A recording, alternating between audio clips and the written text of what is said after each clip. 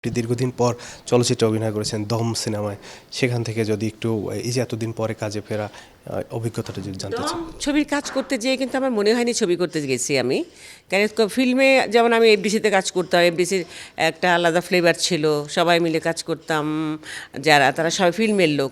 এখানে নাটকের লোকটোক ছিল, আর বাইরে কাজ করা, আর খুব বেশি কাজ ছিল না আমার। নিশোর মা তো, পূজার সঙ্গে ছিলাম, নিশো ছিল, চন্দন ছিল, চঞ্চল ছিল। কাজে কাজ করতে যে আমার কাছে মনে হয়নি যে আমি ফিল্মের কাজ করতে গেছি আর কি। মনে হচ্ছে যেন নাটকেরই কোনো কাজ, বিরাট একটা হোয়াইট লেন্সে, এই ব্যাপারটা খুব একটা খারাপ মনে হয়নি। আর কাজটা করতে যেটা হয়েছে যে আমি কিন্তু ছবি করবো বলে করতে যাইনি, ওরা ধরেছে আমাকে যে করো কাজটা, হ্যাঁ ভাল লাগবে, তুমি তো করো না, ছেড়ে দিয়েছো, তো ভাল লাগবে, ঠিক আছে চলো করি, ওই আর কি, ওই জন্য করা হয়ে গেছে। আমি কিন্তু খুব অনেক ভেবে চিন্তে করা যে আমি আবার ছবি করছি, ওগুলো কখনো ভাবিনি আর কি, ভাবতে হয়নি। পূজা অবশ্য আমার পূজার সাথে ফার্স্ট টাইম কাজ করলাম, পূজার সাথে আমি আগে কখনো কাজ করিনি।